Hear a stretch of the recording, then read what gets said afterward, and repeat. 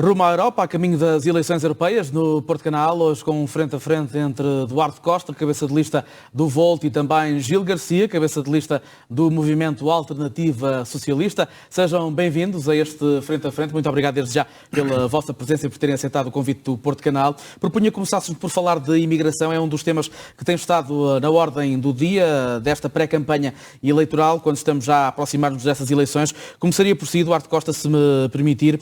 Temos visto, de facto, algumas dificuldades naquilo que está a ser a gestão da Agência para a Integração, Migrações e Asilo. Tivemos já também a constatação das filas que se vão formando nas grandes cidades, nomeadamente em Lisboa e no Porto, à porta desta agência, que aparentemente não está a conseguir dar a resposta.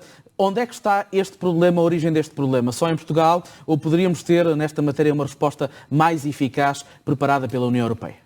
Muito bem, obrigado pelo convite, parabéns pela iniciativa. Isto é mesmo de sentido. Nós vivemos num momento em que há poucas oportunidades para falar de eleições europeias e as propostas que são debatidas são muitas vezes nos debates que temos visto no plano das ideias e não no plano dos programas eleitorais. E ter um programa eleitoral diferente de não ter nada, que é o que nos debates que temos visto tem acontecido, e eu espero que cada vez mais tenhamos políticas baseadas em ideias e debates baseados em ideias e não em opiniões de partidos que não têm programa, mas que estão em debates. Sobre a migração, este é um tema essencial, mas pela sua introdução, este tema foi apresentado num plano nacional, ou seja, de responsabilidades que não competem à União Europeia. Estamos a falar no plano administrativo, ou seja, o acesso a ter uma vida regularizada num território em que precisa destas pessoas para trabalhar. Sabemos como em todo o território, em particular aqui no Porto, temos tido problemas de inclusão e problemas de acesso a essa documentação, e que isso depois tem consequências sociais, nomeadamente no momento em que vemos um crescimento de discursos de ódio racistas e discursos de extrema-direita. O que é que eu posso fazer sendo eleito ao Parlamento Europeu e que estou aqui para mobilizar as pessoas a confiarem no voto para que eu possa trabalhar para elas?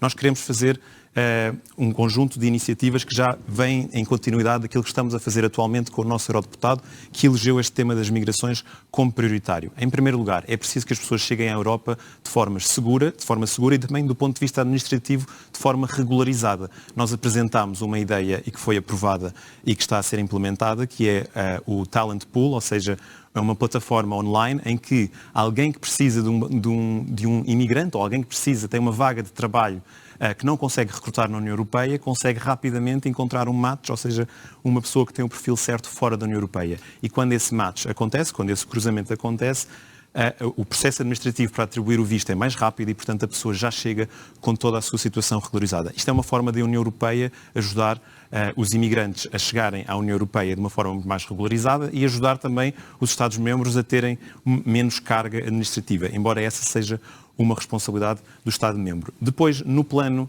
dos refugiados, nós precisamos de ter uma lógica.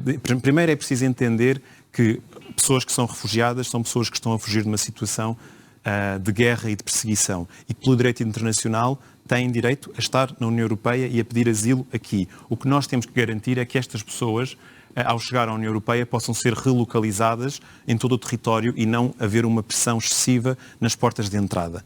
E quando isto, o que está a acontecer neste momento é que temos essa concentração, não há relocalização a sério. O que há neste Pacto Europeu das Migrações e Asilo, que o Volt votou contra no Parlamento Europeu, é uma situação de países que podem pagar, por exemplo, para não cumprir com as suas obrigações. E isso acaba por sobrecarregar outros países e também passa uma mensagem errada sobre o ponto de vista de responsabilidade do direito internacional de acolher refugiados. Portanto, nós queremos distribuir e relocalizar refugiados em todo o território da União Europeia. Nós queremos melhorar os processos de recepção e integração e, inclusive, é uma ideia que nós trazemos neste mandato, é que nós queremos instrumentos diretos da União Europeia, junto de municípios, de ONGs e de todas estas as pessoas que estão na linha da frente a fazer este trabalho essencial para a nossa democracia e para a qualidade de vida destas pessoas, que é o trabalho de inclusão, de integração, de apoio, por exemplo, para navegar nas longas filas e dificuldades administrativas que, se nós portugueses já temos, imagina uma pessoa que chega para trabalhar e que não tem o domínio da máquina pública como nós já temos. Muito bem. Gil Garcia, nós estamos a olhar o problema essencialmente montante, mas a verdade é que a jusante, nós temos visto em Portugal que estamos debatidos com este problema da imigração e algumas dificuldades em dar resposta a estas pessoas que procuram o nosso país. Na sua opinião, isso é um sinal da incapacidade que a União Europeia tem tido nesta matéria, de atuar? não só têm tido grande capacidade de atuar com este problema, como há raízes profundas por qual há profunda imigração. Ou seja, Portugal não se pode queixar muito da existência da imigração, ou seja, dos que vêm de fora, porque Portugal tem, neste momento, nos últimos 10 anos, portanto, saíram do país cerca de 2 milhões nós temos 2 milhões de portugueses fora da Europa e nos últimos 10 anos saíram mais 1 milhão, temos 1 milhão de imigrantes que saíram de Portugal para fora. Significa que, se nós temos 1 milhão que saíram nos últimos 10 anos, à média de quase 100 mil por ano, significa que há muita gente que está à procura de melhores condições de vida que não obtém aqui em Portugal. São as mesmas razões pelo qual os outros vêm para Portugal.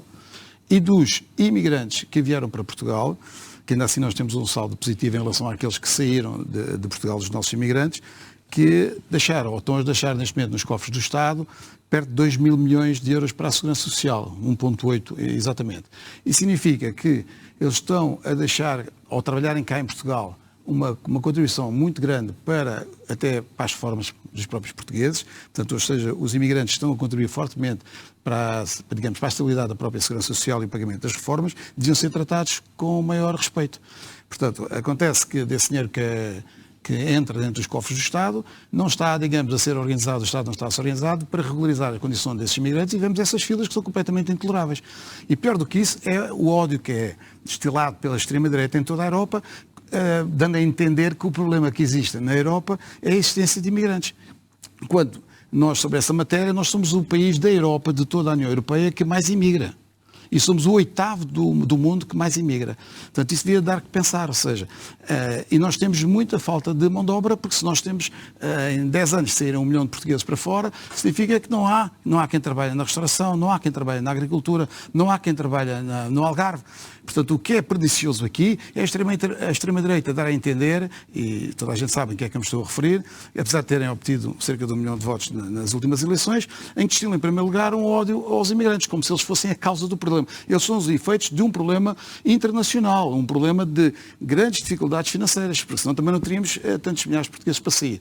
Se houvesse melhores condições em Portugal, nós não imigrávamos tanto. E se tivesse melhores condições dos países onde estes imigrantes vêm trabalhar para Portugal, que consideram ainda vantajoso as nossas condições, não é? Os nossos não consideram que têm que ir para fora.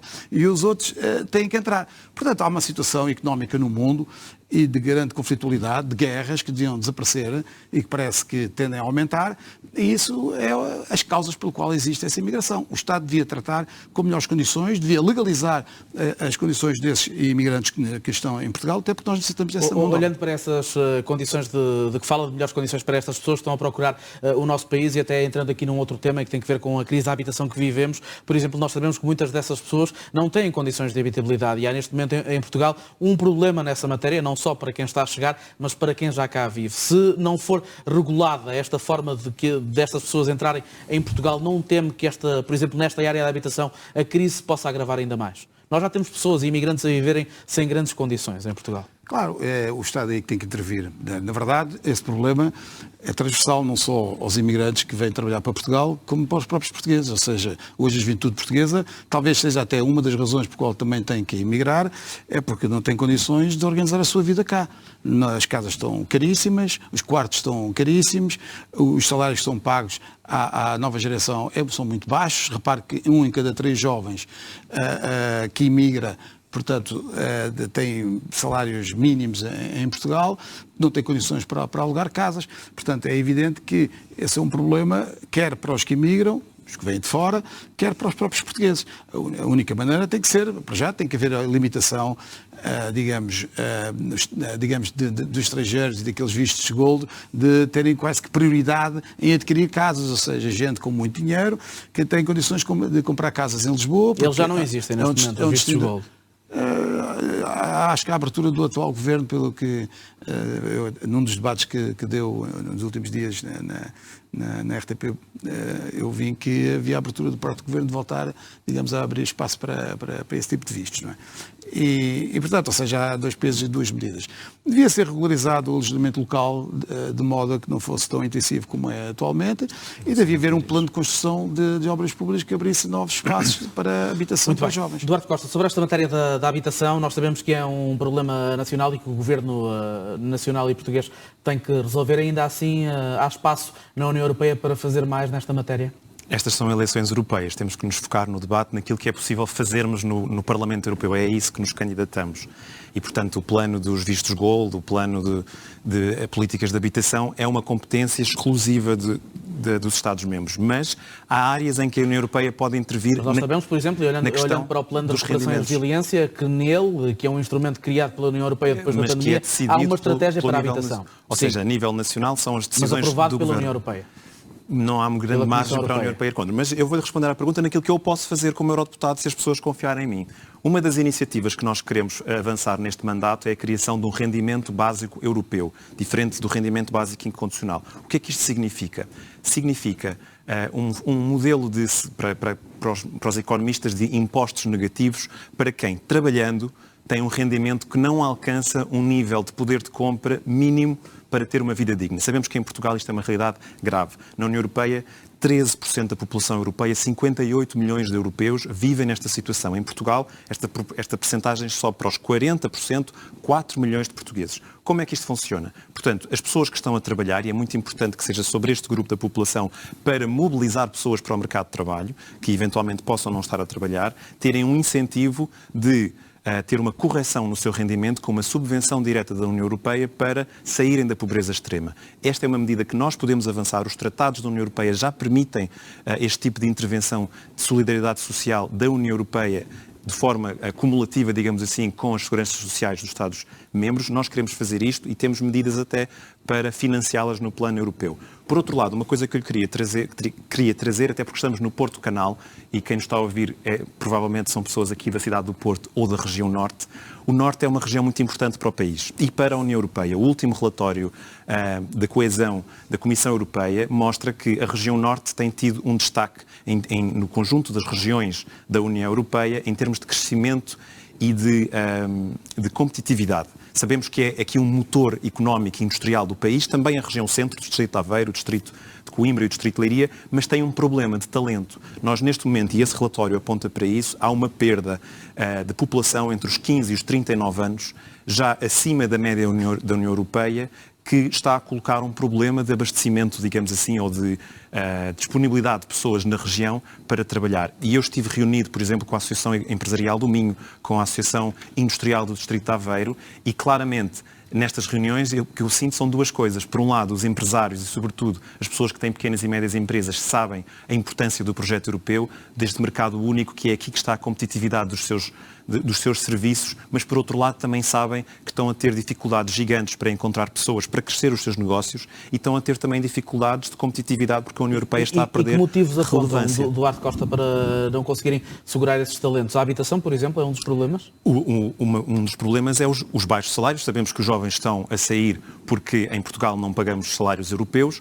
Uma das nossas grandes metas nas legislativas e nas europeias é garantir esta convergência de salários. Já expliquei o rendimento básico europeu, que é mais dirigido para uma franja mais vulnerável do ponto de vista socioeconómico, mas para a classe média e, sobretudo, para os empresários, e aqui na região Norte e na região Centro falamos do motor industrial e empresarial do país, nós precisamos de apostar na inovação. Nós queremos, neste mandato europeu, triplicar o investimento da União Europeia em inovação, que neste momento tem reduzido, o Horizon Europe. Nós queremos triplicar, nós queremos que o programa Invest EU, que é um programa para as pequenas e médias empresas, nós queremos dotá-lo de critérios de discriminação positiva para a região de fugas de cérebros, como a região Norte, como a região Centro. Isto significa as pequenas e médias empresas da região Norte e da região Centro terem mais acesso e mais desburocratizado também na nossa perspectiva a estes fundos, porque são estes fundos que depois permitem às empresas internacionalizar-se, subir o seu valor acrescentado nos setores do futuro, a economia digital, a economia verde. Mas para isso nós precisamos de eurodeputados corajosos. E não é só em relação a Portugal. Depreendo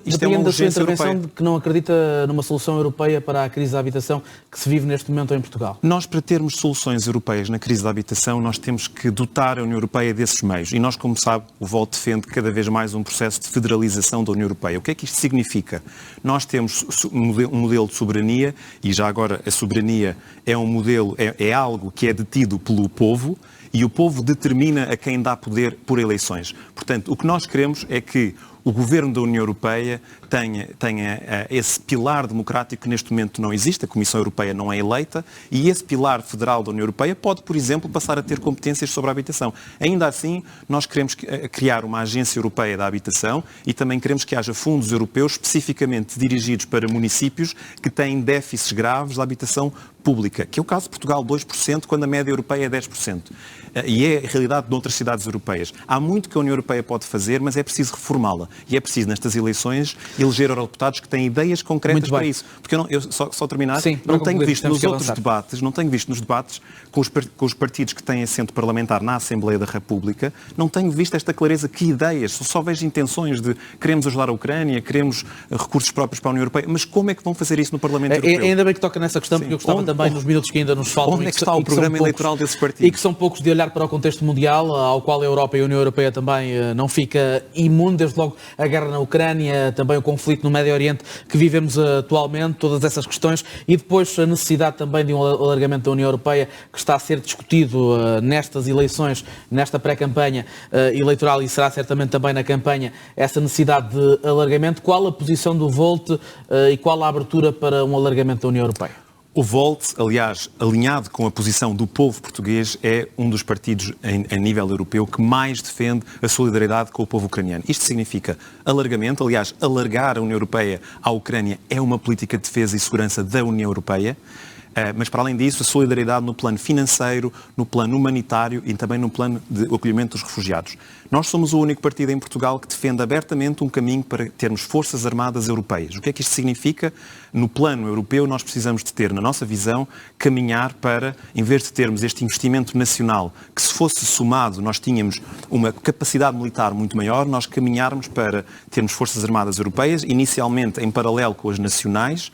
E também, uma das coisas que eu quero trabalhar sendo eleito é trabalhar numa diretiva europeia onde os Estados-membros sejam conduzidos como um todo a investir 60% do seu orçamento para a defesa em operações conjuntas com outros Estados-membros da União Europeia para realmente trazer as nossas capacidades militares em conjunto. Por outro lado, precisamos de um cluster industrial da defesa e da inovação para garantir que temos autonomia estratégica e com forças armadas europeias a capacidade de termos o nosso equipamento na Europa, reforçamos o pilar europeu dentro da NATO e é assim que garantimos os interesses europeus na hora de defender o nosso território, os nossos interesses, mas também de poder mediar outros conflitos e avaliar a nossa necessidade de intervir para defender a paz e os direitos humanos. Vamos ouvir também o Gil Garcia sobre esta matéria. Estamos a caminhar para o final. Gil Garcia, nesta matéria do alargamento e também do investimento na defesa, deve ser uma prioridade ou devem ser uma prioridade do próximo mandato europeu? Bom, nós não temos uma única guerra neste momento grave no mundo. Além da guerra da Ucrânia, o MAS é claramente defensor do direito à autodeterminação das nações e, como tal, do direito à autodeterminação e da independência da própria Ucrânia. Desde o início fomos contra a invasão da Rússia em relação à Ucrânia. Portanto, é uma guerra colonial por parte do Império Russo e de Putin, com o qual nós estamos completamente em desacordo. Mas não pode haver dois pesos e duas medidas. Quer dizer, sobre a guerra da Ucrânia, somos todos simpáticos em relação à Ucrânia e à defesa da Ucrânia em relação à invasão que sofreu. Em relação a Gaza, já não temos a mesma posição, nem na Europa, nem os diversos partidos. Gaza é um verdadeiro genocídio em marcha, a céu aberto. A Europa tem sido bastante conivente com a política norte-americana, que continua a fornecer armas, apesar do Biden ter ameaçado que ia interromper. A verdade é que o massacre continua e não há o mesmo tipo de política. A União Europeia devia se divorciar dessa guerra, devia interromper as relações com Israel para travar aquele verdadeiro genocídio. Quer dizer, eu acho que desde a Segunda Guerra Mundial que ninguém assistiu ao vivo a um extermínio semelhante ao que os nazis fizeram na Europa. Tudo em relação a um povo e uma pequena faixa que vai ali de Vila Franca de Xira até Lisboa. Portanto, é um verdadeiro escândalo. Portanto, e acho inacreditável que, sendo europeus, os europeus tenham uma política em relação à Ucrânia e outra política em relação a Gaza. De qualquer das formas, o mais perigoso sobre a questão das Forças Armadas é o seguinte: Portugal já gasta neste momento perto de 3 mil milhões de euros com as Forças Armadas. 1,38 do seu, digamos, 1,38 em relação ao PIB no seu Orçamento Geral de Estado. Mas tem um cluster de defesa que gera mais riqueza do que a sua despesa em defesa. Portanto, o meu problema é o seguinte: o país, a Europa, não devia estar orientado para a guerra. O MAS candidata-se por uma Europa de paz e não por uma Europa de guerra.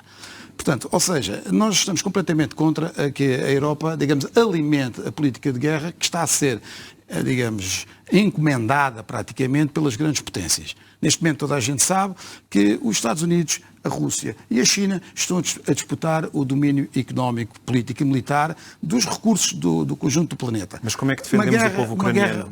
Uma situação muito semelhante à que vivemos na Segunda Guerra Mundial, de distribuição, um novo reequilíbrio, dado que os acordos de alta hipótese Mas como é que defendemos o povo ucraniano da invasão ilegal o que eu acho que é da preciso Federação por fim, Russa? eu estou completamente contra o investimento de mais dinheiro nas Forças Armadas. Ao haver mais dinheiro nas Forças Armadas, aliás, como o Voto propõe, e acabaram de defender, nós somos completamente contra. Mas o como é que reforço defende a a pedido paz da da União NATO, Europeia? se aquele senhor me deixasse falar, a NATO está a pedir 2%. 2% do PIB para ser dedicado para as Forças Armadas. E aqueles senhores parecem que estão a favor. E significa 5 mil milhões. Não é? Ou seja, 5 mil milhões quase o mesmo, é muito próximo daquilo que nós estamos a gastar com a lucra mais com o cluster da defesa do que investe em defesa. Não interromper, se houver mais dinheiro a gastar com as Forças Armadas, não vai haver dinheiro para professores, para médicos, para técnicos de negócios, para todo o setor público, Estado, para os trabalhadores judiciais, estão todos a reclamar, porque o dinheiro Mas, Gil Garcia, não considera que neste momento a segurança nas fronteiras da Europa está ameaçada? Está E que isso é um problema? Está ameaçada a Europa continuar a ameaçar o clima de guerra. Se colocar do lado de um dos impérios, nós estamos a colocar do lado do Império Ocidental, dirigido pelos Estados Unidos, cada vez mais forte do que não havia completamente no passado. Não há aqui lados. Há um país que invadiu um outro país. Eu sei que é um país que invadiu outro país. E que faz ameaças sobre a União Europeia.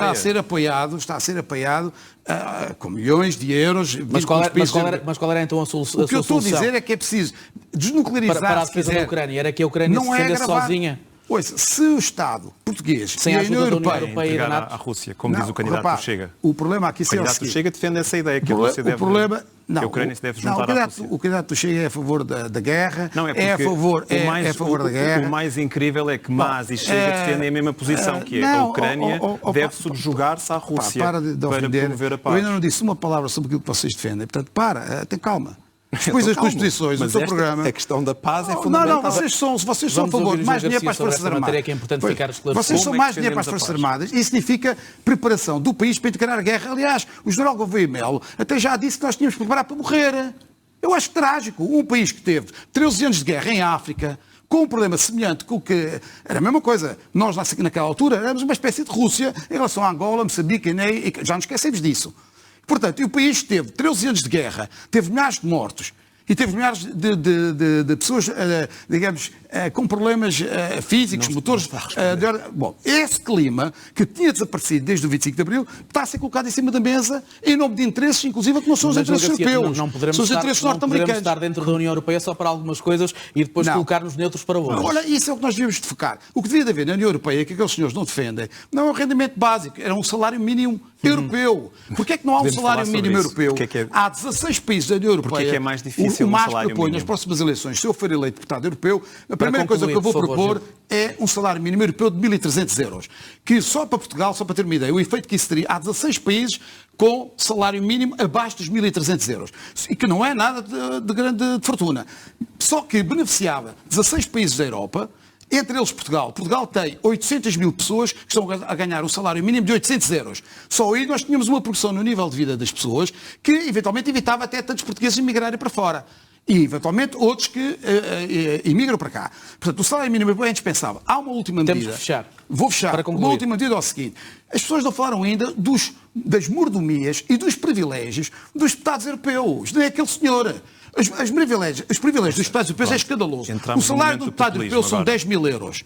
O salário do deputado europeu são 10 mil euros. Tem ainda um subsídio para assistentes de 30 mil euros. Tem um bolo de mais 40 mil euros. Se queremos, digamos, nivelar, claro, tem que ser por cima. Eu penso que fica claro a redução dos salários dos deputados europeus para dar o exemplo por cima e canalizar esse dinheiro para outras Penso que fica clara essa posição. Eu só queria Costa, muito rapidamente, 30 segundos. Acrescentar o seguinte. É muito grave no momento em que temos um povo como o povo ucraniano, que neste momento até estamos numa situação de guerra em que a Ucrânia está a perder em relação relação à Rússia, termos candidatos em Portugal, num país que é tão solidário com a Ucrânia, ter uma posição tão irresponsável em relação à solidariedade que é necessário dar com este território, com este país. Aliás, eu fiquei indignado na quarta-feira no debate com o candidato do Chega e com outros candidatos, com Carlos Daniel. Mais guerra? Temos um candidato mais forças armadas é mais a Ucrânia subjugar-se a Rússia, não há risco.